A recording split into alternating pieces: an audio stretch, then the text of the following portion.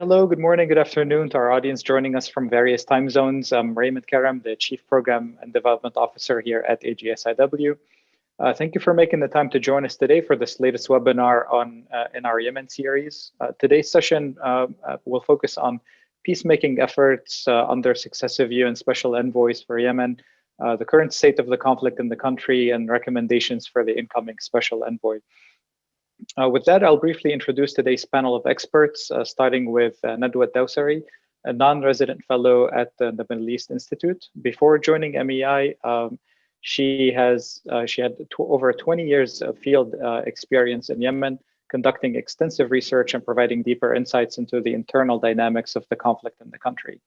I should mention that Nadwa has published a research paper just a couple of days ago with the Century Foundation that I think should be a required reading for all Yemen watchers. I will share that paper in the chat here with you all shortly.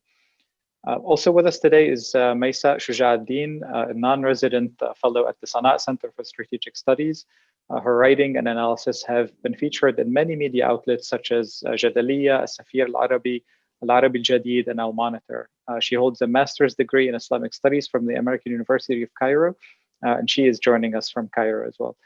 This is her first AGSIW program, so welcome, Maysaa, and thank you again for joining us. Last but not least is Peter Salisbury, Crisis Group's senior analyst for Yemen. He has more than a decade of wide-ranging experience as a journalist with the Middle East Economic Digest, The Economist, Financial Times, Foreign Policy, and Vice News, among others. He has consulted to the UK's Department of International Development, the UN, and World Bank, and has published a series of highly regarded papers on Yemen for Chatham House, where he is also a senior consulting fellow. Moderating the session today is Gregory Johnsen. Greg served on the Yemen panel of experts for the UN Security Council from 2016 to 2018. Currently, he is a non-resident fellow at the Center for Middle East Policy at the Brookings Institution. He's also the editor of the Yemen Review and a non-resident fellow at the Sana'a Center. He's the author of The Last Refuge, Yemen, Al-Qaeda, and America's War in Arabia, which has been translated into multiple languages. And with that, Greg, over to you. Thank you very much, Raymond, and welcome to everyone who's joining us online, and of course to our three speakers. I'll just give you a bit of a rundown of what we're going to do today. And we've divided today's session basically into three equal parts. So we're going to start, I'll ask each of our three panelists a particular question, which will allow them to make some opening remarks. There will probably be a follow-up or two from me. That'll go for the first half hour. Then there will be a discussion between the four of us for the next half hour. And then in the final third, we'd love to get questions from the audience. But I would just encourage everyone who's listening in, watching, not to wait until the end to provide your question, but rather as you go along, if something sparks your interest, if you have a question, to go ahead and put those in the Q&A box. I'll be following that. I'll be monitoring that. And then in the last half hour or maybe 40 minutes, I'll ask those of our different panelists. So please, I'll remind you periodically to go ahead and put your questions in the Q&A, but we'd appreciate that. And I think it makes for a much more lively discussion if you all can participate and ask some of the things that are really pressing on your mind.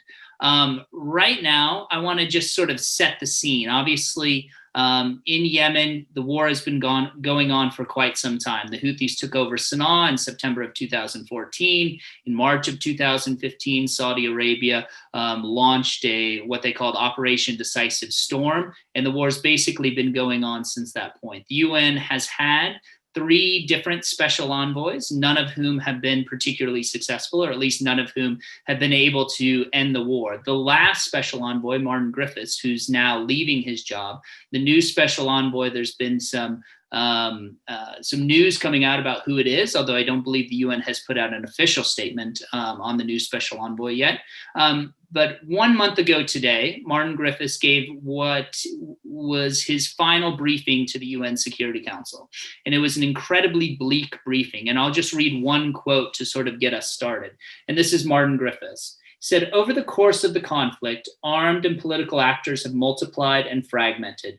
Foreign interference has grown, not diminished. What was possible in terms of conflict resolution years ago is not possible today. And what is possible today may not be possible in the future. So I think what Griffiths was saying, and what many of us know, is that the conflict in Yemen is getting worse rather than better. So with that sort of pessimistic note to start us off on, I'm going to ask Nadwa a question and let her speak for a few minutes. So Nadwa, as Raymond mentioned, you have a paper that I think just came out yesterday called Fantasies of State Power Can't Solve Yemen's War. With that in mind, I'd like you to talk about what has gone wrong over the past 5 or 6 years with the UN's approach in Yemen. Thank you. Thank you for having me. First of all, I want to say that one important thing is that we should not expect the UN to solve Yemen problem. I think it's not realistic because there are huge forces, local and regional, that are competing, that are beyond the UN's ability to control or sway. So with that, I want to talk a little bit about the UN peace process and where it went wrong. I have only 5 minutes, so I'll try to be brief. So I think the main problem with the UN peace process is that it's too fixated on a political settlement between the elite, between the Houthis and the Hadith government.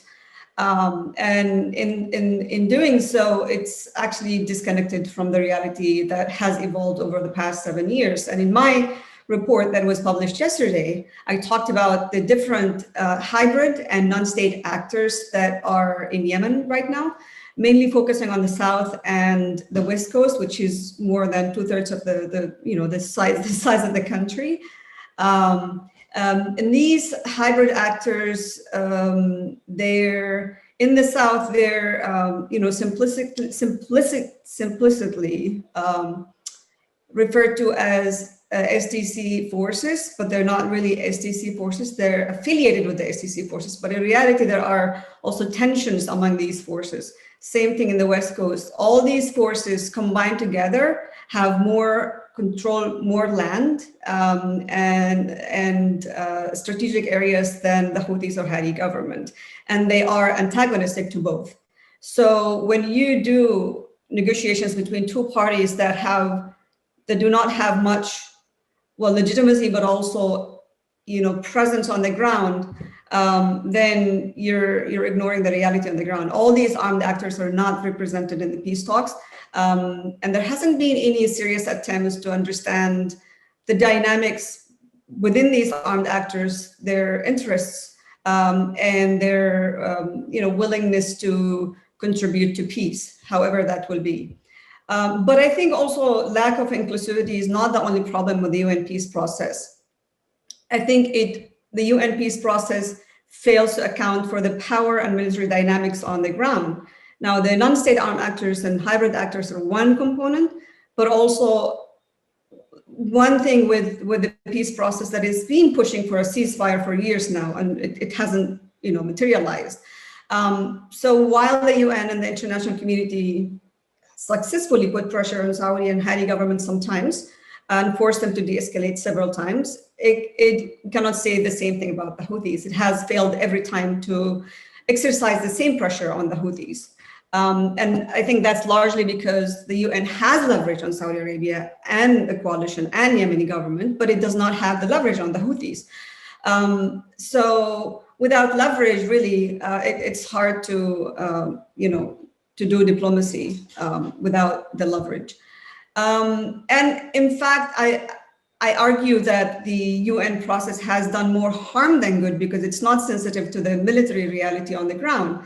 And I will give an example of the Stockholm Agreement. Now, I know I keep talking about the Stockholm Agreement and how it was flawed, but it is a turning point. Stockholm Agreement was a turning point in Yemen conflict because it stopped a major operation that would have taken the Hodeidah seaport from the Houthis. And that would, in my opinion, that would have weakened the Houthis enough where they accept some concessions. They can give some concessions, and that would kind of bring us closer to an agreement.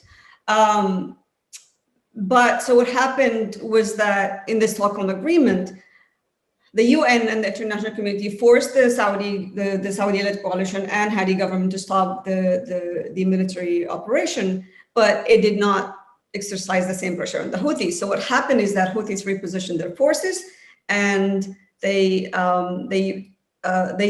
captured they made substantial military gain in the east of Sana'a, and now they're threatening Marib, which is the last stronghold of the government. So inadvertently, the UN peace process helped the Houthis militarily. I know it was not the intention, but it happened. And a lot of Yemenis warned against that, but the UN didn't listen.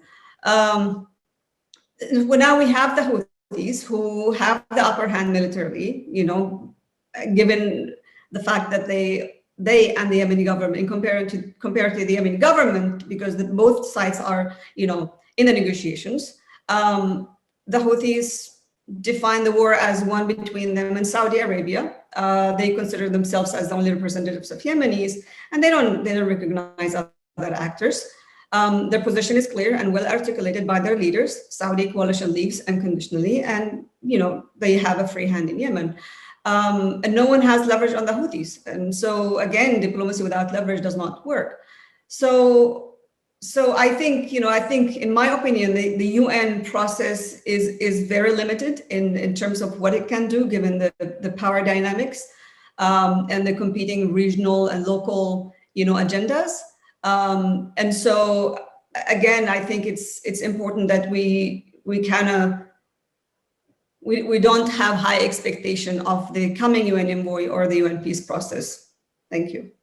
Nadwa, let me follow up just briefly with one of the things that you said. So I think the point that you made about the international community and the UN's lack of leverage with the Houthis is really key. And I think we're going to talk about that in a little bit. But you also mentioned, and I think this has been obvious, and even in the quote that I read from Martin Griffiths, he talked about this as well, that what started as sort of a two-party conflict with the Houthis and the Hadi's government has fractured. The STC the STC didn't exist when the war started. They now exist. They're a major factor. Tariq Saleh and his uncle, the late former President Ali Abdullah Saleh, were allied with the Houthis, no longer allied with the Houthis. Tariq Saleh has established a Politico bureau. He recently traveled to Moscow for talks. So my question is, if the two-party talks aren't going to work with the UN, how many parties does the UN need to bring in order to get a critical mass of groups? Is this something where, four-party talks with the Hadi government, the STC, the Houthis, and Tariq Saleh would work?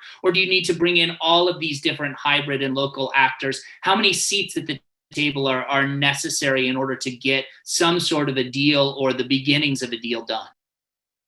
Yeah, I don't think all these hybrid actors should be around the table. And I think with these hybrid actors, it's important first to understand who they are, what are their interests, what are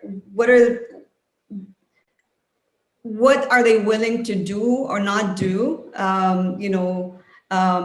and so I think it's important for the UN envoy to understand these actors, to engage them in one way or another. Again, it doesn't have to be around the main table, but they have to be recognized and they have to be acknowledged, and their interests have to be analyzed. And based on that, the UN can decide how they can be engaged in the negotiations itself. I'm not sure how many parties should be around the table. I think there are ways to, include some of the parties under Hadi's government, particularly the parties that are not hostile to Hadi's government. And I'm in no position to, decide on behalf of the parties, but I think that requires the UN envoy to reach out to these parties and kind of assess, their willingness to engage, and in what formula. Thanks. That's helpful. And I think we'll build on that in our discussion as we go forward. I'm going to turn to Maysaa right now and give her a chance to talk. And Maysaa, the question I wanted to ask you is, how has Yemen changed since 2014 when the Houthis took control over Sana'a? Basically, what is the situation on the ground that the new UN Special Envoy is going to be dealing with? And what are the challenges that he'll have to face because of this changing situation? Thank you very much, Greg. About 2014, when the Houthis took over Sana'a, I believe it was the end of the Yemeni state that was established in 1994 after the defeat of the Socialist Party in the south, and when Ali Abdullah Saleh established his state on all of Yemen at that time in 1994.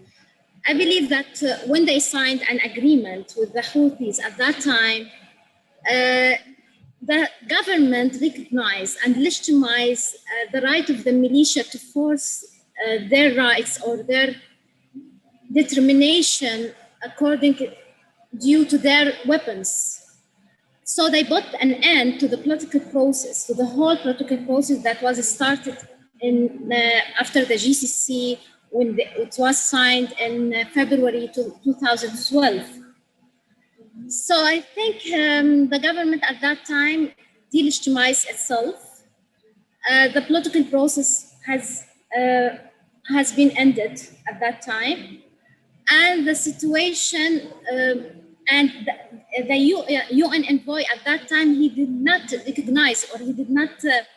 recognize this massive or this radical change, this radical transformation, and he keep striking deals between the two parties as if we are dealing with as if it's the same situation of 2011 at that time.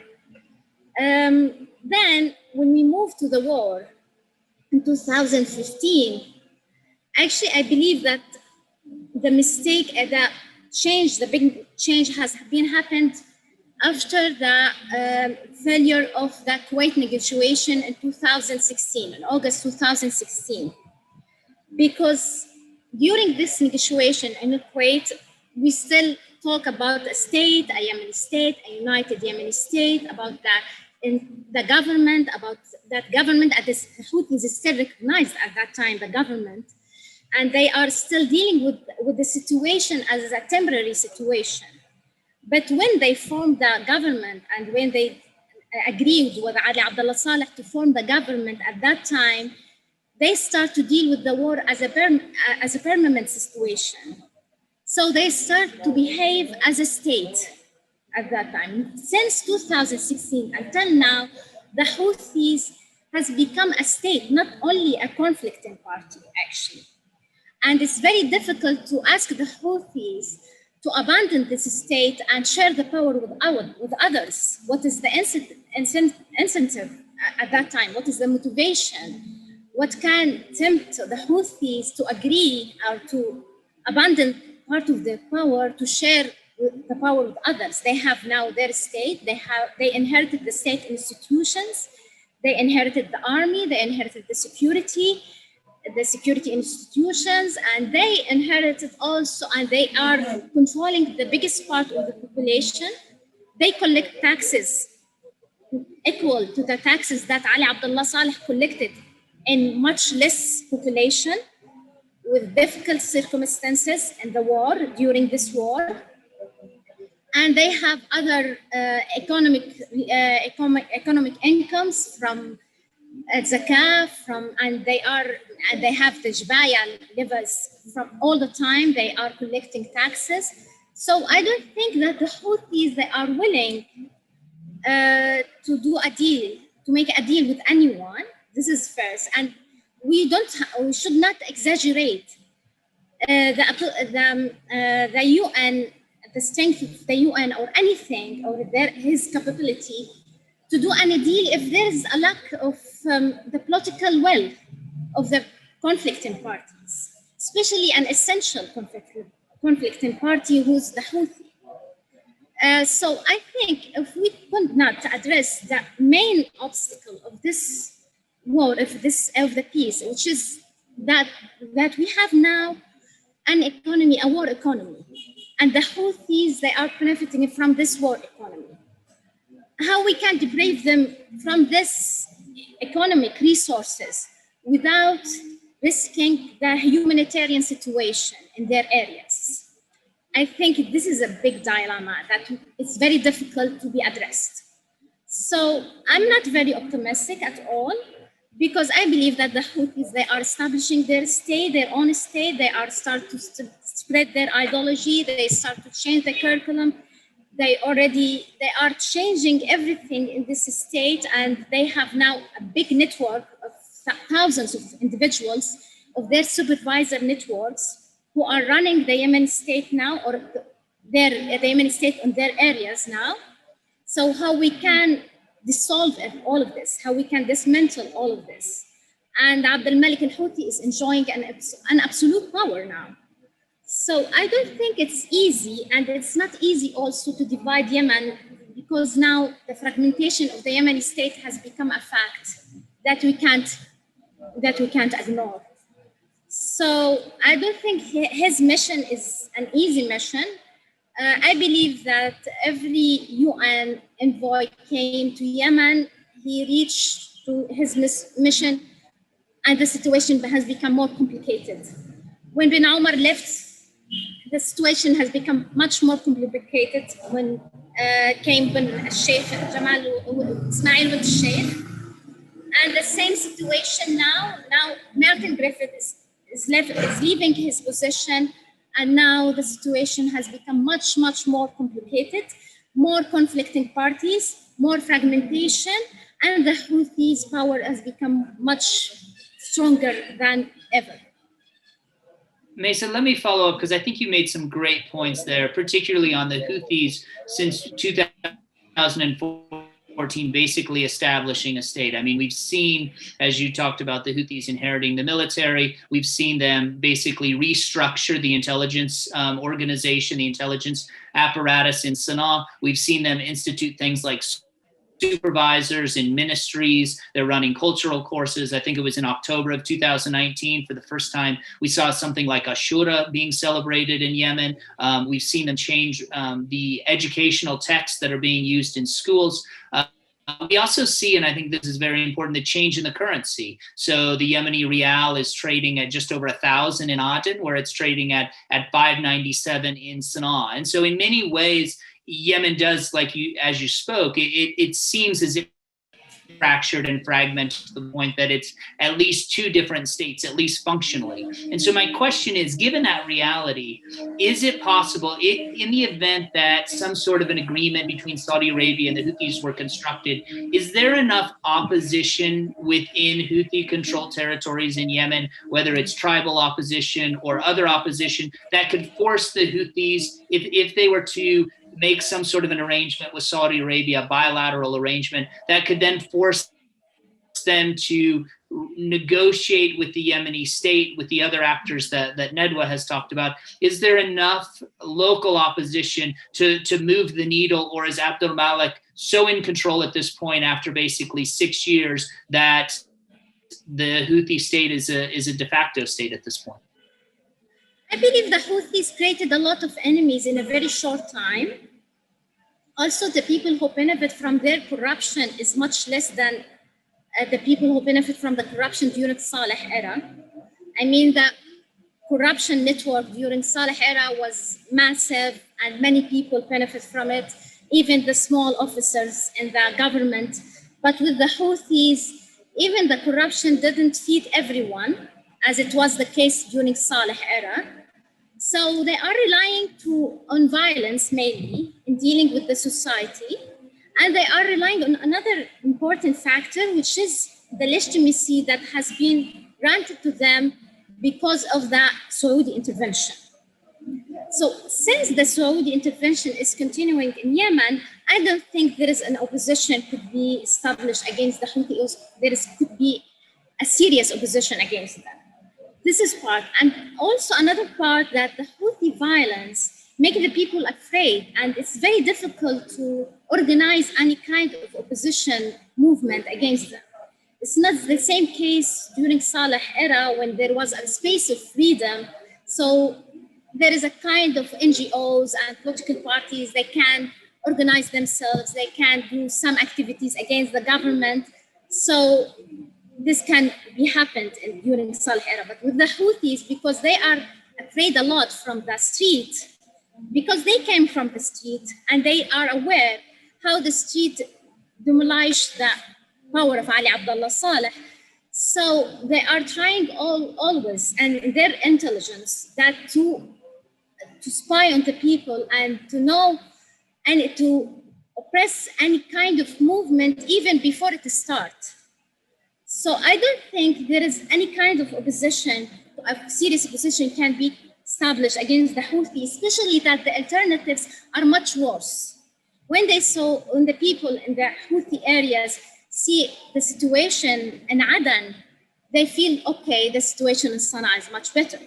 So I don't think if there is no alternative, if that Saudi intervention continued, also all of this reasons, I don't think that there is an opposition could be happened against the Houthis. Thank you very much for that.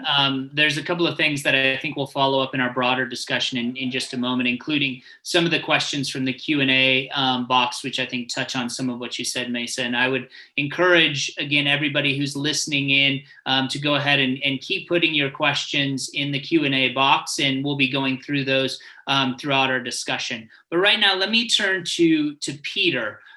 Peter, we've talked about some of the failures of the UN with Nadwa. We've talked about some of the changing realities on the ground with Maysaa. Now, I want you to sort of build on that. And given the current situation on the ground, is a UN brokered peace even possible? And if so, what would that look like? Sure, that's a good question. I think the really important question there is what would peace look like? And I think that, I mean, as everyone has mentioned so far, the paper that Nadwa published with the Century Foundation yesterday is a really excellent, not even primer, but in-depth look into this question of military, political, and governance realities on the ground, which is that Yemen has fractured into a series of almost mini-states over the course of the past 6 years, drawn down actually sort of fairly predictable political geographic lines. We have this profusion of armed groups, political groups, and groups that are trying to establish themselves as governance actors. And the Houthis are the most powerful group among these. And since the beginning of the war, as Maysaa says, the UN has been trying to broker, and Nadwa says, the UN has been trying to broker a deal between the Houthis, who are the most powerful actor on the ground, and a government which is still kind of a holding vehicle for international state legitimacy. And I think the aspirations of many Yemenis who would like to see a civil state, a democratic state in the future, but which has stopped functioning really as a meaningful governance actor on the ground. And that means we need to rethink this question of what peace is. In 2015, 2016, the framework was get the quote unquote two parties, the then Houthi Saleh alliance and the internationally recognized government in a room together, work out a power sharing agreement, get everyone back to Sana'a, and carry on with the political transition that was underway between 2012 and 2014. I think the first thing we have to acknowledge is that, I mean, one, that's probably just not going to happen. The incentives aren't there for the parties to make that kind of deal. And two, a unity government formed of these two components could actually be pretty disastrous and would probably just spark a new and different round of conflict. First, the Houthis are the stronger party. So what we'd really be talking about would be the absorption of the major sort of internationally recognized players into the authorities in Sana'a, which are institutionally pretty threadbare, but still sort of the strongest institutional actors, and their security systems. And they would then more than likely attempt to re-centralize governance functions in Sana'a, in effect sort of achieving through politics what they haven't been able to do militarily up until now. And the result of that would be predictable. We'd see people at the local level fighting back. So first, yes, the UN needs to work with as many parties as it possibly can, and not just armed actors, civil society, women's groups, kind of pro-peace groups, if you like, but it also needs to think about and begin to articulate a vision for a political process and ultimately for peace that deals with these realities. Because as long as the idea is this two-party framework, unity government in Sana'a plus ceasefire, I have a very strong feeling that there'll be extreme internal resistance to such an idea, and it would be the perfect excuse in many ways for the Houthis to continue with the military aspects of the conflict, and for the government to prolong the period of delay before we move towards political negotiations, which I think many in the Hadi camp recognize now would spell the beginning of the end for Hadi and his inner circle. And in fact, sort of when we were doing research for a paper that we published last year, someone in the government camp described an attempt under current circumstances to do a deal between the Houthis and the government as a suicide pact for the government camp. So I think that one, again, we need a much more wide-ranging approach. And two, we need for whoever the new envoy is to articulate a vision less for peace, but more for the political process that accounts for all these factors and doesn't rush to a quick solution that maybe suits the interests of international players, but likely just sparks a new and bloodier round of conflict. Thanks, Peter. There's a lot there, and two things I want to follow up, and then I'll open it up to everyone. And we're going to talk about sort of incentives and leverage with regards to the Houthis. But I think you made a really interesting point with Hadi and the idea that if Hadi is to negotiate and really negotiate, that it would essentially spell the end of Hadi's time in power. And of course, Hadi is someone who is only supposed to be a transitional president, was only supposed to last till February of 2014. His term was then extended for 1 year. Before that happened, he was placed under house arrest, resigned under pressure, fled to Aden, then to Saudi Arabia, renounced his resignation, and has since been the internationally recognized president that everyone sort of agrees is at least nominally in charge. So when we talk about leverage over the Houthis, I think that's one thing. But how do you convince someone like President Hadi to negotiate in good faith, to work for something that's for the good of the country long term, when it would spell the end of his time in power short term? And we've seen, as I think everybody's aware, we've seen this before. In early 2016, President Hadi named Ali Musa al-Ahmar as his vice president, likely as a move to sort of derail the peace talks in Kuwait. So this is not a new thing, but how does the international community, the UN Special Envoy or the US Special Envoy for that matter, convince Hadi to do something that's working against his own narrow personal interests? Sure. So I'd say that this is where the idea of a more inclusive UN-led process could change the game. And the way that I sometimes explain the situation in Yemen to people right now is that we're all in a casino, and we've got a blackjack table to the left, and we've got a poker table to the right. And the blackjack table, there are only two players, and there's a dealer. And that's the Hadi government, and that's the Houthis. And the Hadi government, regardless how it plays, is always going to be given more chips. And the Houthis, meanwhile, have a seat at the poker table where all the military players are on the ground, and they've got the biggest chip pile, and that sustains their presence on the blackjack table. And we end up with this unending process where Hadi's never going to leave the blackjack table. And as long as the Houthis do really, really well at poker, they can stay in that game too. And the UN is there dealing the cards, hoping that at some point they'll take their chips and go away. I apologize if that's a horrible, mangled metaphor. But the point I make here is we need to merge those two games if we want to have incentives for deal making. And something really interesting, I think, in Yemen in general is people think of it as a very fractious country. But when I think of Yemeni politics, I think about coalition building. I think about the way that different parties will often sort of turn almost on a dime and decide that it's in their interest to work with their rivals. And that often creates these incredible political shifts that we've seen over the years and the collapse of coalitions. So in 2011, we saw really the collapse of the status quo in Sana'a, and the fighting that we saw at the time on the streets was between two components really of the old regime. In 2014, what we saw was a coalition building between the Houthis and Saleh. And in 2017, we saw the collapse of that coalition eventually to the Houthis' benefit.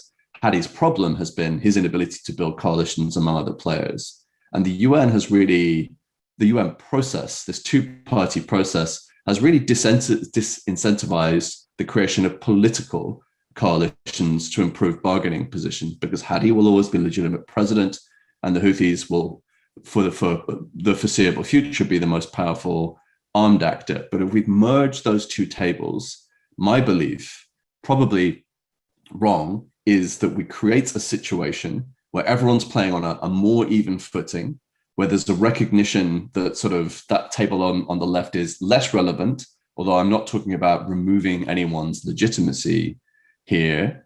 And we start creating a position where people realize that if they start working together, they can achieve their aims. And that's when people start negotiating in serious ways between themselves. But right now, there's no real motivation for serious deal-making and coalition building. And it also gives the UN oversight and this role as a central node in that deal-making, rather than distracting itself with this two-party process where the real politics and the real military piece continues on the poker table. Sorry if that took a little bit too long. No, I think that's great. I want to press you on one thing before I ask a question on sort of UN security resolution. So I take your point on sort of merging these two tables and bringing everybody in.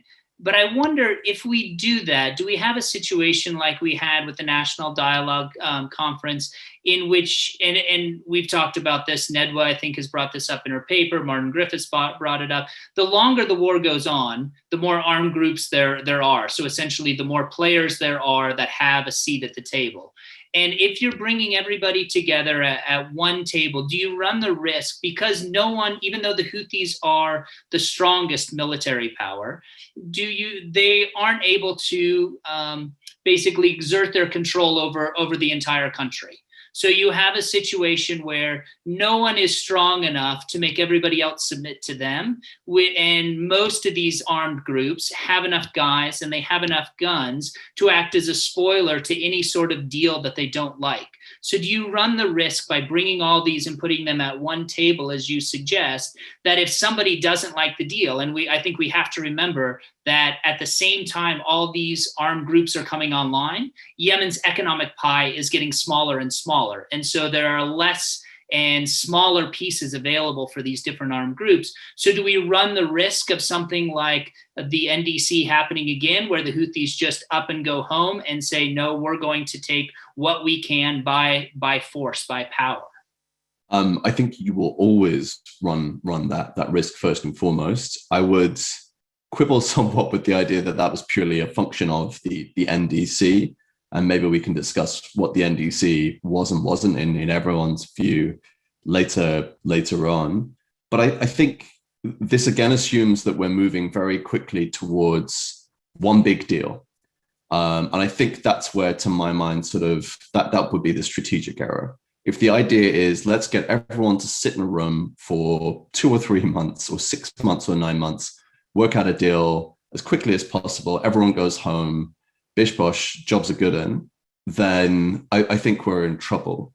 If the idea is to create cooperative agreements between the principal, not just military players, but political players, civil society, so on and so forth, that takes that kind of military equilibrium and shifts it from military competition to political competition and negotiation, I think we have a chance over a long period of time of moving towards something more sustainable and less difficult for ordinary Yemenis. But if the idea is that we're going to have a grand bargain within 3 months, which is definitely the instinct of international players, they want to have something really neat, put a bow on it, and then walk away, then that probably does, as you suggest, push us towards renewed conflict. And the NDC is maybe a good example of that, but I'd quibble with kind of the idea that the NDC was the whole game at that point.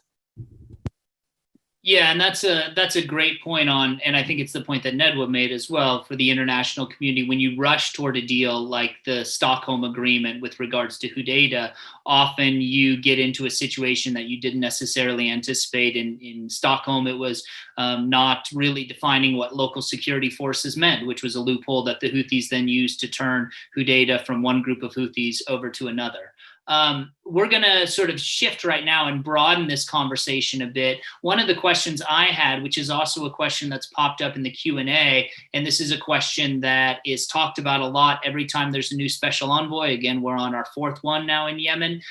This comes up. Peter, you mentioned, and Nadwa and Maysaa, you both have mentioned as well in different ways, that the reality now in 2021 is not what the reality was in 2015 when the war started. However, the governing UN Security Council resolution, Resolution 2216, is from April of 2015. Most observers see this as being very tilted against the Houthis. It essentially calls for their unilateral disarmament and surrender. And so I'd like to start with Nadwa and then go to Maysaa and then Peter and ask, is it time for a new UN Security Council resolution? Is 2216 now doing more harm than good?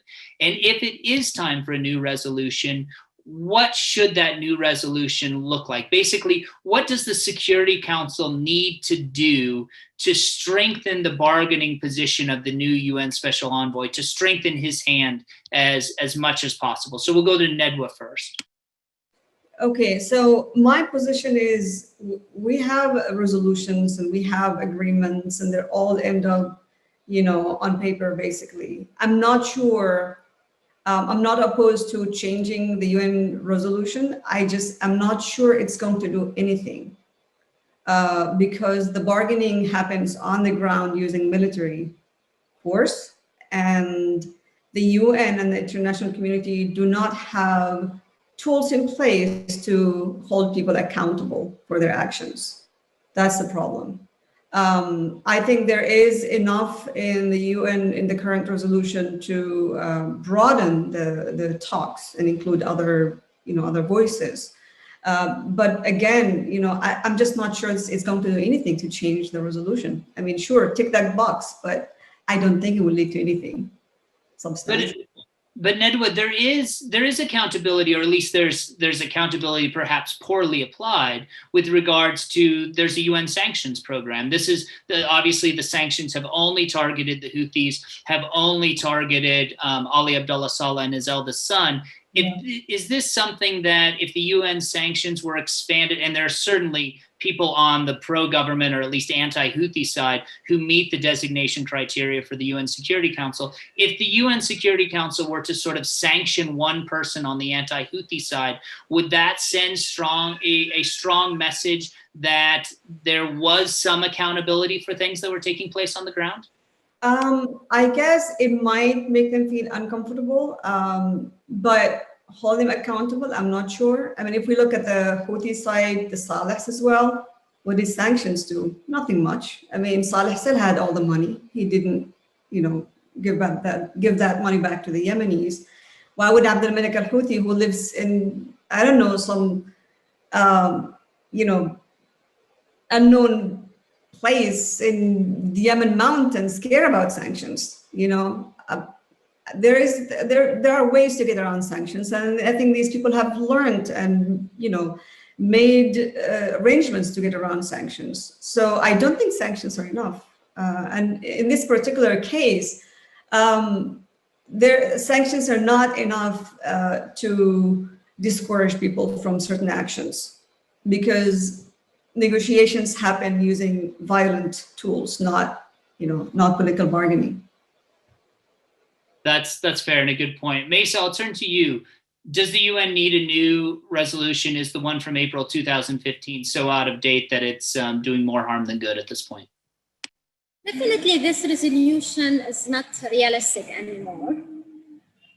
But I have to say, it's not important also. I mean, in the practical level, no one is talking now about this UN resolution as a reference, except some people in the government, and no one is dealing with them seriously. So I don't think it's really important, because no one is talking now about submitting the weapons to the state, as the UN resolution said. And if you change this, the UN resolution, you will not change the facts on the ground. The facts on the ground, this is the most important thing. This is the real important thing that you can build upon it. But the UN resolution, if you want to change it, you can do some pressure on the states, not non-state actors, like the Houthis, for example. But it can do some pressure. I mean, the international community has many tools to do some pressure on the states, on the Saudi Arabia and the United Arab Emirates, or any state, or even in the international recognized government, but not on the Houthis. For example, when you do impose some sanctions on the Houthis, when you talk about some Houthi individuals, like military individuals, they don't have accounts, bank accounts. Their power is not from the bank accounts. They didn't travel in Yemen to outside Yemen. They don't have any connections outside Yemen. So it's useless, actually, to do any sanctions on them. So I don't think the UN resolution is really something important to concern on it. It's either you change it or keep it. It's fine. The most important, what is in the ground. That's a good point. Peter, I'm going to ask you a slightly different question. So based on what Maysaa and Nadwa have said, that it doesn't really matter, but let's assume that we're in a world right now in which the UN Security Council decides, look, this resolution is old. We have a new special envoy coming in. Yes, the next resolution isn't up for renewal until February of 2022, but let's write a new one. And I know the International Crisis Group often gives counsel to different states, to different international bodies. So what if the UN Security Council were to make a new UN resolution? What should that look like to give the incoming UN Special Envoy the strongest possible hand in carrying out his mission in Yemen? Are there any things that you would argue would be something that absolutely must go in a new UN resolution? Yeah. I'm trying to think about how best to answer that. We've obviously had this conversation with people in DC, with member states. And my view, our view right now is, if you don't know what the process is going to be, and you're hopeful that this new envoy might shift the approach, then it's almost a bad idea to issue a resolution right now. And of course, within the council, I mean, we talk about resolutions as if they're the only things. There are press statements, there are presidential statements. And I think more than anything, what we need for this new envoy is to see the council give that person the political space and the sort of physical time needed to go talk really seriously and in depth with as wide a range of Yemeni groups as is humanly possible, begin to form his own ideas, and then consult internationally as well, and then move towards, again, an articulation of maybe a vision is too grand a word, but sort of a general sense of this is what a political process looks like. This is our view on things. And if there is a sense that he needs a new Security Council resolution or presidential statement to firm up his mandate, that would be the right time to do it. But I think to sort of the resolution is problematic in its interpretation and in the way that sort of realistically the government, the Saudis and others have used it. In my view, it's not about this question of demanding the Houthis surrender anymore, but to maintain an exclusionary status quo within the negotiation framework. And in fact, if you read the resolution, as Nadwa says, it talks a lot actually about inclusion, and it recalls other council statements that are very clear in calling for a national political resolution that meets the aspirations of all Yemenis and involves wide-ranging political consultations, talks, dialogue, so on and so forth. So all the all the stuff is there for a new envoy to go and change the approach, to rethink the way that this job is done. And a Security Council resolution becomes pertinent and important if people say, oh, that's not within his mandate, to my view. So let's not put the cart before the horse here, I think. That's fair. Let's shift and let's talk about the Houthis, because this has come up in I think two of the initial statements. We saw in February of 2021, well, actually, let's go back a little bit. Let's go back to January and the last day of the Trump administration, when the US designated the Houthis as a foreign terrorist organization. A lot of people, including I think some members on this panel, wrote strongly worded op-eds opposing that decision. That was later reversed by the Biden administration. The Biden administration appointed a US Special Envoy, Timothy Linder King, to work with the UN Special Envoy to go and to try to bring about a ceasefire and eventually some sort of a peace. What we've seen since February, though, is that, and I think Nadwa, you mentioned this, Maysaa, you did as well, I believe, is that the US has a lot of leverage with Hadi's government, with Saudi Arabia, to a certain degree with UAE, but it does not appear to have much, if any, leverage with the Houthis. And so my question for all three of you is, what can the international community, what can the UN Special Envoy, what can the US Special Envoy do to convince the Houthis to negotiate in good faith? We've seen that 6 years of war, at least 6 years of airstrikes, I should say, has not done much to convince the Houthis to come to the bargaining table. And holding out a variety of different carrots has not really worked so far. The US has now been reduced, the State Department spokesperson, to making a number of statements basically saying that the Houthis are not being helpful toward the peace process, and a variety of diplomatic language. But what can the international community, what can the UN Special Envoy, what can the US Special Envoy do to convince the Houthis to sit down at the negotiating table and actually negotiate in good faith? We'll start with Nadwa and then go to Maysaa. Yeah, I don't think anybody can do anything to convince the Houthis to change ways and come to the negotiation table in good faith. What I think could be done is build the leverage against the Houthis. And that can be done politically, and it can be done militarily. One of the things I think that's very important, and Peter talked about that, Maysaa too, is that the anti-Houthi camp is very fractured.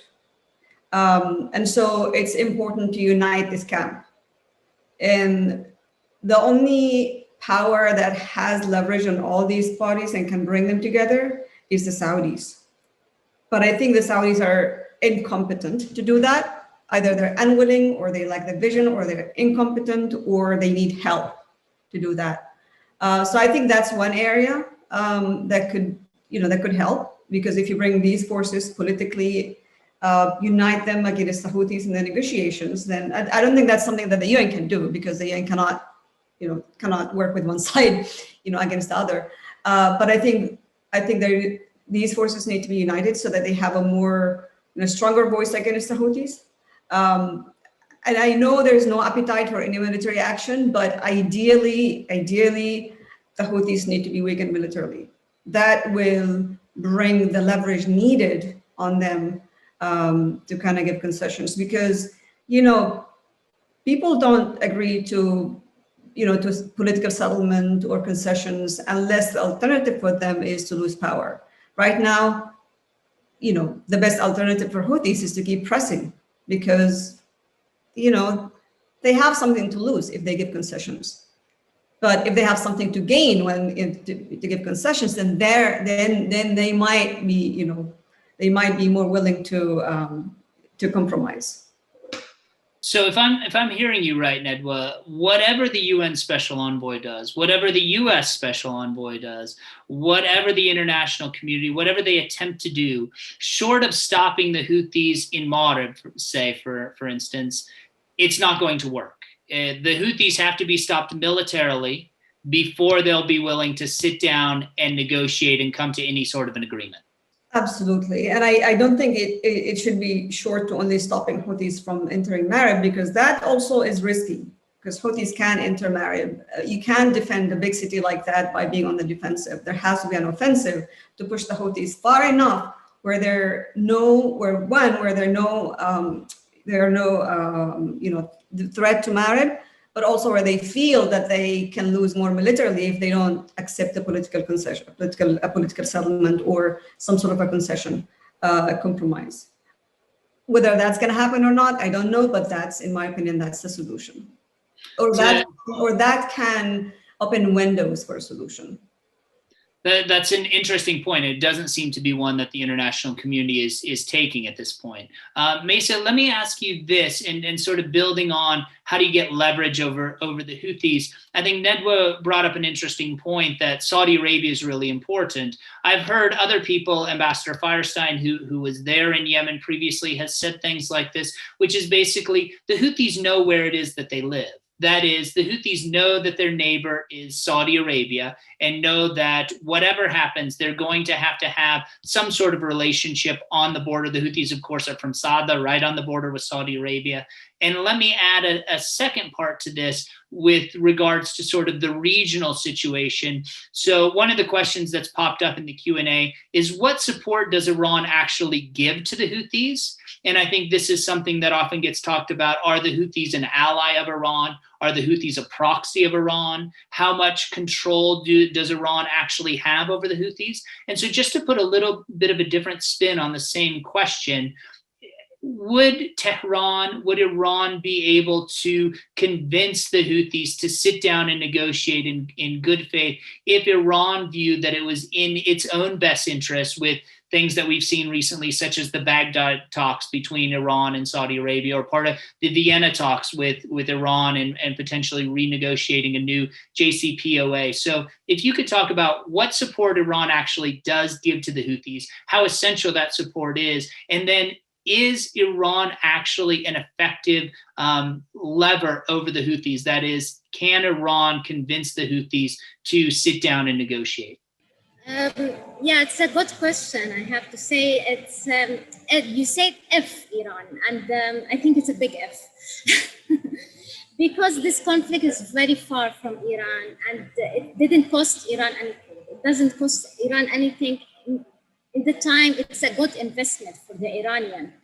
They benefit a lot from this conflict. It exhausts the Saudis more than anything else. So I think, what is the reason that make Iranian do some pressure on the Houthis? This is the first question. And the other question about the Houthis, if they are proxy or they are not, I have to say they have a deep-rooted in the Yemeni history. I mean, many Yemenis, and I think that they believe that they are a sort of continuous of the imama that was ended in Yemen after the Republican Revolution in 1962. So, and this imama controlled Yemen for hundreds of years. So they believe they are a continuous of this kind of ruling, and this gives them a kind of legitimacy, or they believe that they are the only legitimate people who should rule Yemen. So there is a kind of historical complexities that it is difficult to be ignored. And but I have to say that the Iranian influence in the Houthis has been growing during this war a lot. And when Abdel Malik al-Houthi took his decision, especially the big decisions about peace and war, he always took his consultancy from the military wing. He always trusts the military wing. This is because of his background. His background was military. He never practiced politics like his big brother, who's Hassan al-Houthi, who's the founder of the Houthi group. So he never practiced politics. So his background is totally military, and he believed that those the people who are fighting in the front lines, and he trusts them more than others.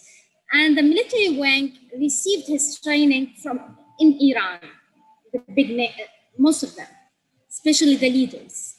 And those leaders, and they are very ideologized. I mean, they are very radical group. So when he took his decisions, mainly he took it based on what the military wing will say to him.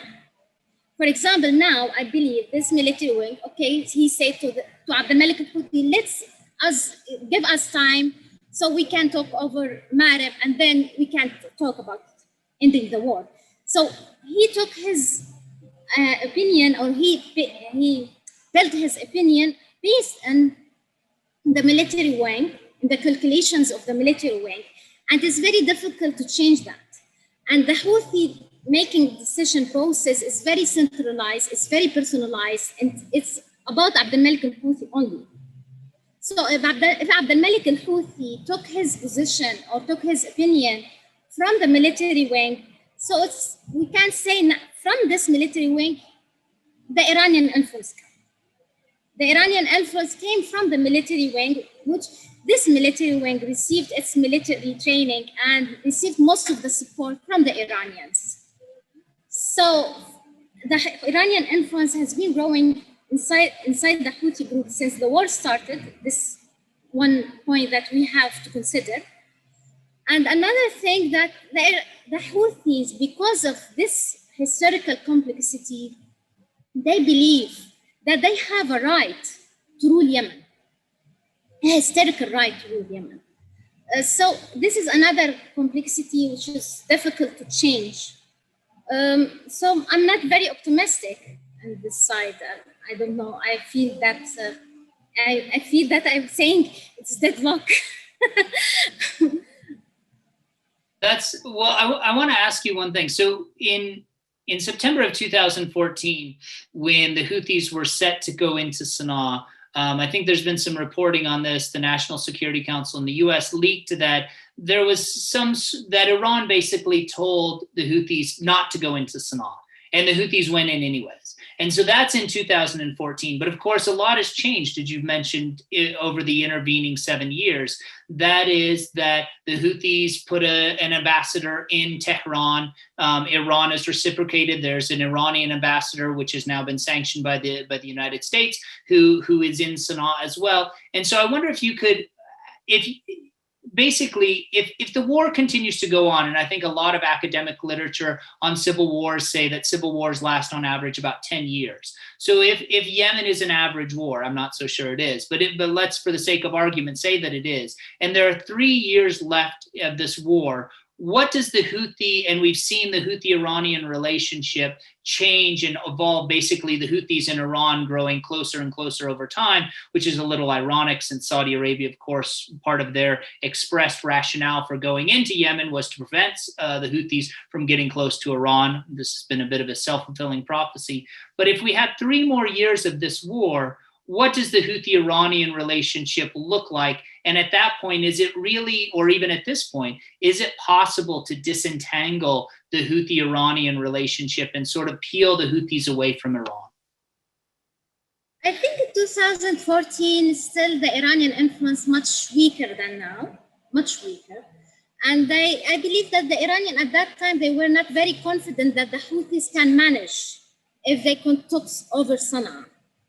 And this could lead to a civil war inside the country. So they advised them to not take Sana'a or just force them an agreement. It's something similar to situation in Lebanon when Hezbollah is the real power who control the country, but it's not the one who control the country at the same time. So I think the Iranian, they want the Houthis at that time to play this role. But the Houthis, because based on what they believe, their legacy, their historical legacy, they believe that they have to take over Sana'a. And for any Zaydi power, and they are Zaydi power, for them Sana'a is a very essential to prove themselves as a Zaydi power. So I believe that they have to take it. At that time, it was their calculations. It's the Houthi calculations, not the Iranian one. But now the Iranian, they believe that the Houthis, they are a really strong ally, and they can, and they are a reliable ally, and they are a strong ally that they can rely on them. So I think they believe now that Houthi is more important for them to abandon them. It was easy to abandon the Houthi in 2014, but now after all of this investment, after how they feel that the Houthis, they've succeeded in controlling these areas and managing this war at the same time. So they believe that they are a winning card, that they should not abandon them.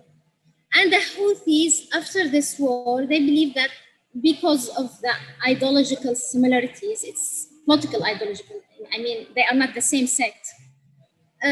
So they believe that they have to keep themselves, to maintain themselves in the acts resistance with the Iranian. It's more, I mean, it's for them more safe than being leg with the Saudis and another leg with the Iranian. It's very difficult for them to manage that situation. So I think it's too late to say the Houthis can reduce the level of their relationship with the Iranian and resume or establish a good relationship with the Saudis. It's very too late. I don't know if the Saudis have any economic incentive for the Houthis. And the Saudis, they have a really big network inside Yemen. In the south and north and everywhere, they have a tribal network. They have a big network, actually, but they lose it by the time. And they don't manage. I think the bad planning and the bad managing of this war from the Saudis cost Yemen a lot. Because if you can manage this war, if you can plan, if you have any plan, any clear plan, whether it's good plan for the Yemen interest or bad plan for the Yemen interest, but at least it's much better than it doesn't have plan. So I think this is the problem with the Saudis. It's more, I mean the Saudis, their problem, that what they want from this war and what's their plan. This is the main question for them. And the Saudis should answer it if they want to end this war. That's a good point. Thanks for that.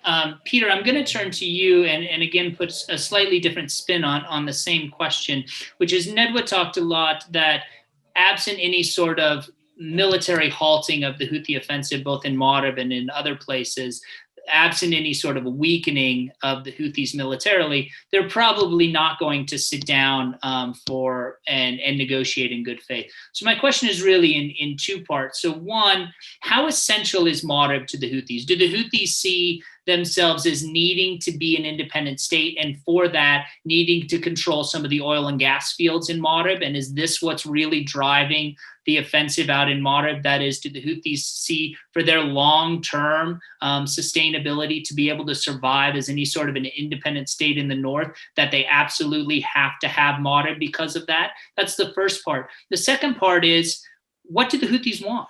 What is an acceptable arrangement for the Houthis? We know that they talk about reopening the Sana'a airport and the port in Hudaydah, allowing for flights and so forth. But is this going to be something like what we've seen in the past, where the Houthis hold out their hand, you put something in it, they put it in their pocket, and then they say, okay, what's next? What do the Houthis want? What's an acceptable arrangement for the Houthis right now in July of 2021?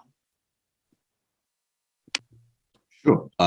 So two really easy questions. Thanks very much, Greg. On the value of Marib, the more I think about it, the more I talk to people in Marib, the more I talk to people in Sana'a, the more you see how it, in many ways, is the final piece for any authority in Sana'a, but for the Houthis in particular, in effectively reconstituting the pre-1990 Yemeni state, one, and driving another round of bloodletting among their rivals, while at the same time massively diminishing the sort of credibility of the Hadi government. So one, you've got a refinery, you've got a power plant, which people often forget, which generates electricity and was connected to Sana'a. And two, you've got these oil fields, which are attached to a pipeline that used to export via a small oil export terminal to the north of Hudaydah, which has become the center of a lot of attention because it's basically built out of a rusty old tanker that could just dissolve and fall into the sea at any given moment. But if you're the Houthis and you've got all these people in Sana'a, and let's not forget that they they really did take over the country's institutions at the beginning of the war, then they can basically do the math on how much money they get, how they solve a lot of their fuel problems, how they can generate electricity and look like a better governance actor, and how they can, I think in their view, rebuild this pipeline and get the oil going out via their export terminal. So they effectively have kind of a mini state. The 1990 pre-unity Yemen is then under their control, minus Taiz city. At the same time, they're taking something away from the government. They're taking away its last major stronghold in Yemen's sort of political geographic north. They're taking away this money and this resource, and they're also taking away the one area under nominal government control that is relatively well governed. And then there's these cascading effects in the rest of the country where the STC, the Southern Transitional Council, we haven't spoken about that much, who control Aden, Lahej, or Laheg, if you're from around those parts, and Adala, and Western Abyan, have really been, it appears, sitting and waiting for Marib to fall, to really push for a takeover of Abyan and Shabwa, which are under nominal government control, and to expand their authority over at least coastal Hadramaut. So if the Houthis take Marib, it isn't just this question of, you know, government troops flee to X, Y, and Z place, and the humanitarian consequences are terrible. It's also that it has this domino effect of effectively incentivizing another round of fighting among the Houthis' rivals, which has been sort of central to weakening things. Hadi and the government and the Saudis look terrible. International pressure, particularly from certain parts of the progressive left in the US, probably would grow to just kind of cut a deal and end this thing. So I think there's just sort of many incentives for the Houthis to want to take Marib. And maybe we can discuss Hodeidah Port and its significance some other time. But I think that sort of that's becoming increasingly a red herring, kind of MacGuffin in the Yemeni war, and is kind of actually sort of distracting and allows people to misdirect. What do the Houthis want? I think I've been saying for a number of years that I don't think the Houthis know what they want. But I'll give you one quick anecdote, and then I'll hand back to the panel and to Q&A. In 2014, January 2014, I was in Sada with the Houthis, with a group of guys, and one of them kept on telling me, you know, we're going to take over Yemen, we're going to go to Mecca, then we're going to go to Jerusalem. And I'd be like, guys, come on, let's be serious. You know, these are the limits of your ambitions. Maybe you can be part of a government in Sana'a. And they kind of, you know, were like, what's wrong with this guy? And we talk about it a lot. And I talked to that group continually since then. And one of these guys keeps on saying to me, you know, do you remember when you were in Sada and you said that the limits of our ambitions should be sort of a seat in the government in Sana'a? And you laughed at us when we said we were going to take over the country and go to Mecca and Jerusalem. And that really gives me pause, because I think, yes, there's a pragmatic political wing, or I mean, more pragmatic, and we can debate that as well. But the military wing, as the guys say, are in the driving seat because they're producing the successes. And I think that the ambitions, the real ambitions of the group have grown to match their sort of overall successes. And if you're the Houthis, 17 years ago, you were kind of a few dozen guys getting your head kicked in Sada. Now you control most of the pre-1990 Yemen. You're pushing militarily into parts of southwestern Saudi Arabia. And in your view, sort of this Zionist American Saudi regional conspiracy, I'm not saying that's a real thing, I'm just saying that's sort of the Houthis' view of the world, has basically been defeated. So of course, at this point in time, ambitions are going to be sky high and probably growing. And I'm not sure that sort of because of the makeup of the movement and the way it makes decisions, I'm not sure anyone really has a strong sense of strategically, you know, in 1 year, we're going to do this, this, and this. But as long as they keep on winning in their view, they're going to believe that sort of, you know, God's on their side, and that they can keep on pushing towards these wider macro goals, which from a regional geopolitical perspective is deeply worrying. And from the perspective of trying to sort of foster peace in Yemen is highly challenging. Right. So if you're talking with a group that doesn't quite know what it wants, but always wants a little more than it has, it's really, really difficult to make a deal with them. Okay, so there have been a number of questions in the Q&A that sort of get at this question that I'm about to ask, and it's one that I think is sort of one of the key questions. And there are a lot of different iterations, but basically it's, can Yemen be reconstituted as a single state? This deep into the war, is that even possible? And if it's not possible, what does the geography that we know of as Yemen, what does that look like in 2023, in 2024? Are we talking about a breaking up of the state to look like pre-1990 in North Yemen under Houthi control, a South Yemen under the STC, Hadi, Tariq Saleh, some combination therefore, although getting these, as the Riyadh Agreement has shown, getting these different actors to work together, is that even possible? Does Yemen look more like Somalia? Does it just fracture into these areas that are held by whatever particular warlord or armed group is strongest in any particular area? So we only have about 13 minutes or so left in the event, but I'd love to get all of you to answer this. And Nadwa, I'm going to come to you first, but I'm also going to sneak in a second question, which has come up in the Q&A, which is really important as well. And that's on the role of tribes. You've written a lot about tribes over the past several years. Has tribal power, I mean, we've seen people like with Hashid, for instance, Mujahid Abu Shuwairib, Sheikh Abdullah Al-Ahmar, these old men of Hashid have died on, and certainly with Sheikh Abdullah and even with Mujahid's sons, they have not really been able to inherit the mantle of their father. So what's the role of Hashid, Baqil, of these different tribes, particularly in the north, under a Houthi state, if that is? So I'll smuggle that second question in and turn to you. Well, thank you. It's really, really hard to anticipate what's going to happen to Yemen.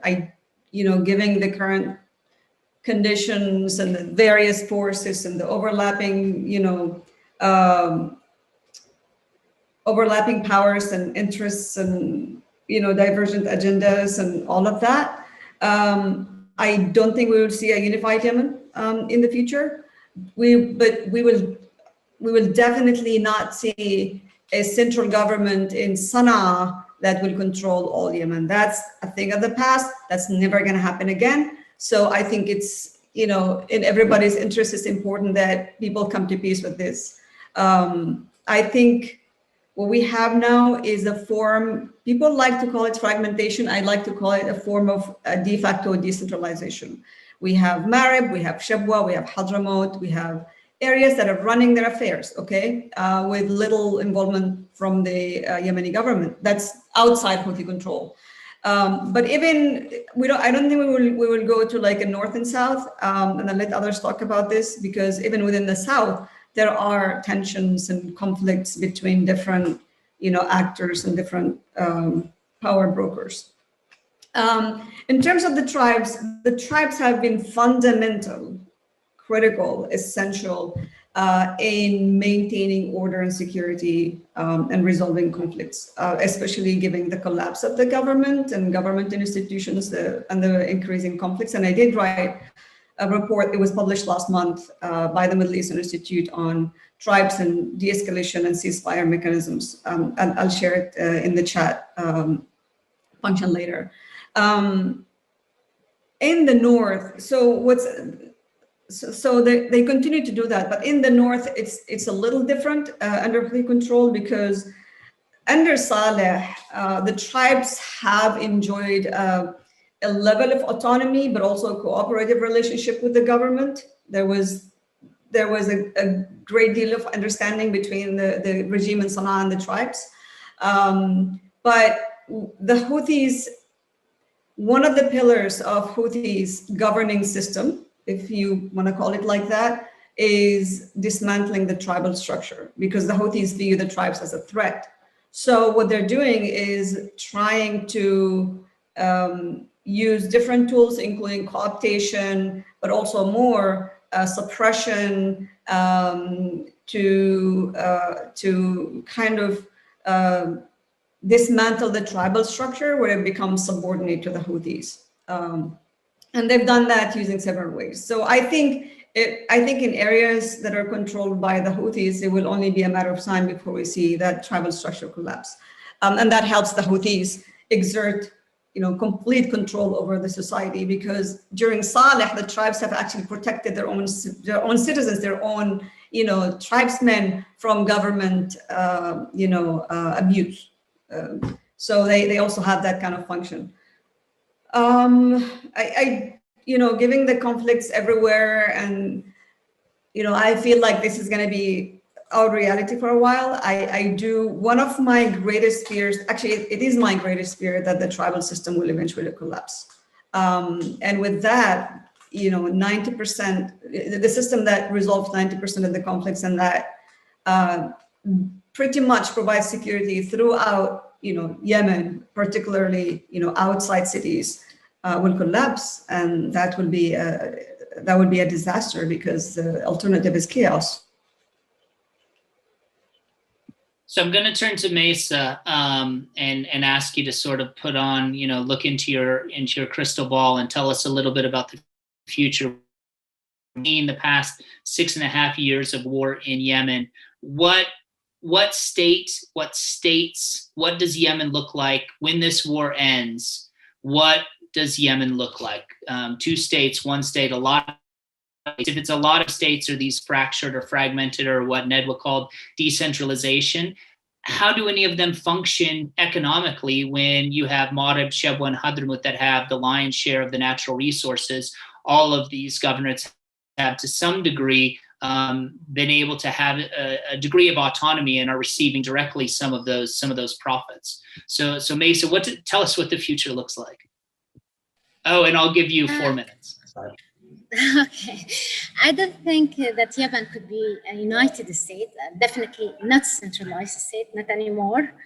But I will not be optimistic that it is a kind of decentralizing the Yemeni state. It's a kind of fragmentation, I have to say. We can't divide Yemen 2 states, not like it's not a situation like it was in 1990. All the local governance examples that we talk about, they have a kind of wealth. Shabwa, Marib, Hadramaut. It's not the case with other areas. For example, Taiz, for example, other areas that doesn't have any wealth. It's very difficult for them to manage.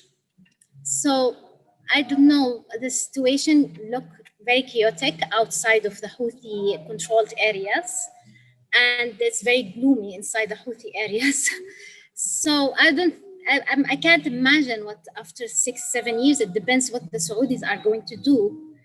Also, look to the scenario of Taliban in Afghanistan, for example. The Houthis is still the strongest military power inside strongest local military power inside Yemen.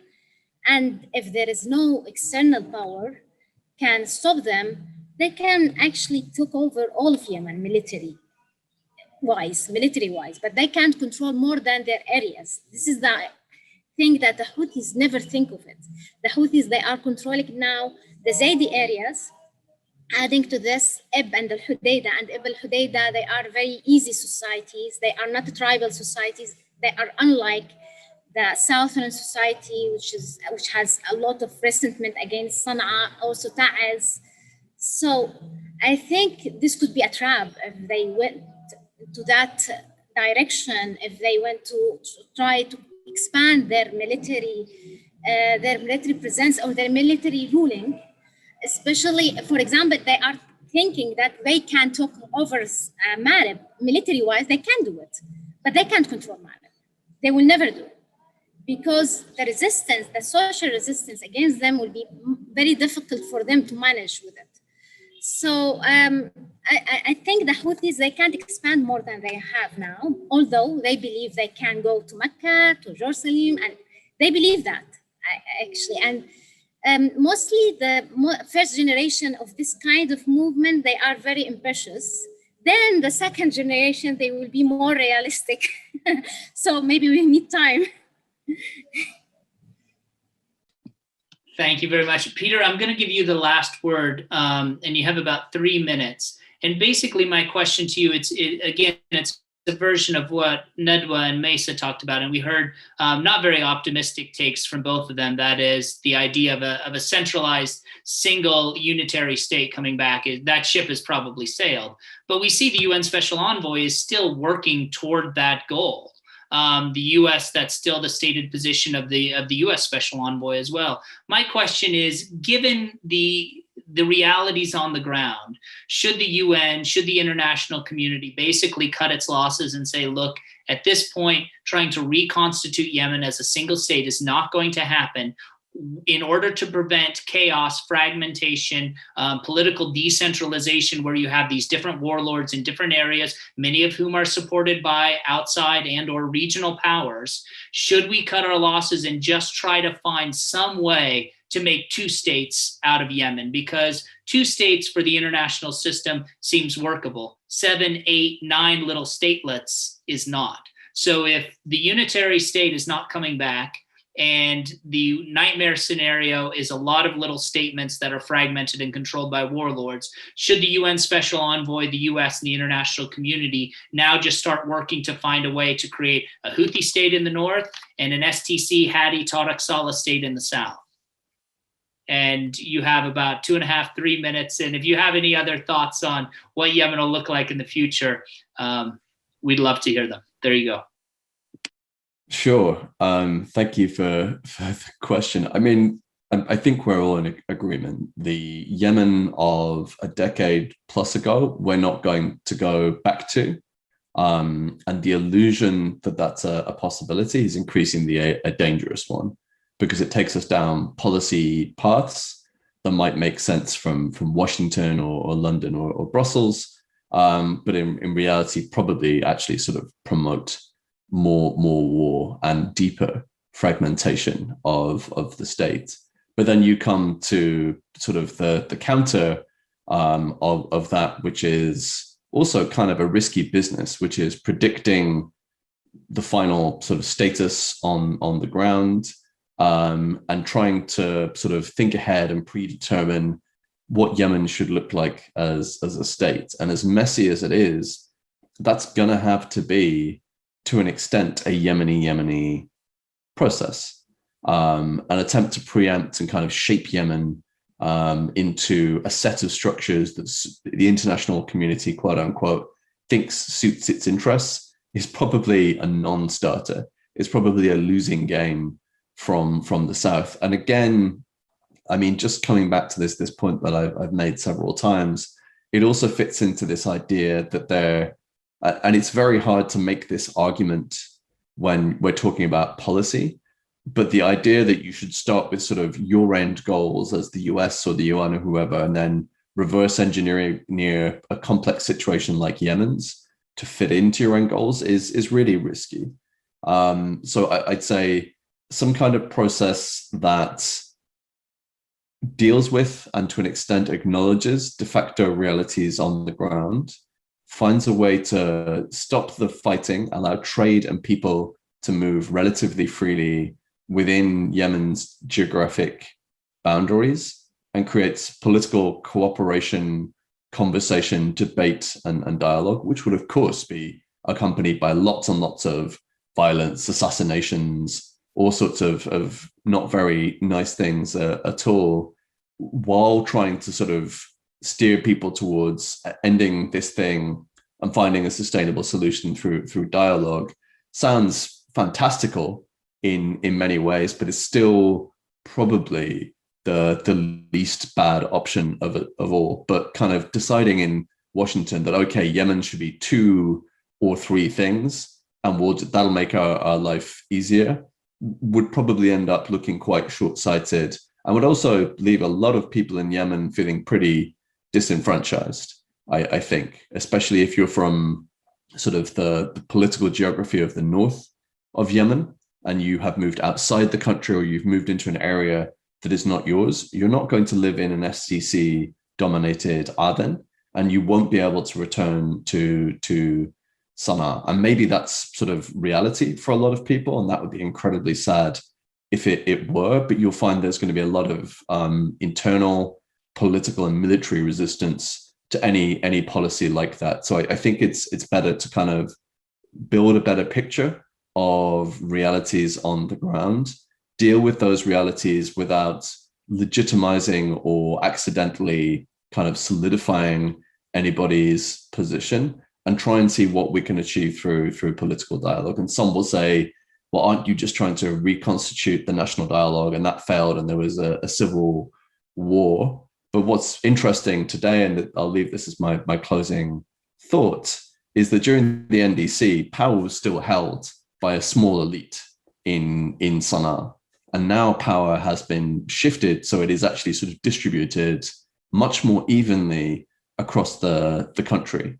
And decisions made by sort of a unity government in Sana'a, made up of the old regime, can't upend the work of sort of a national dialogue like body, or some kind of national political dialogue. So in many ways, it's more of a facilitating environment for something like national dialogue of some kind than it was in 2012 to 2014. But the risk factors are even higher at the same time.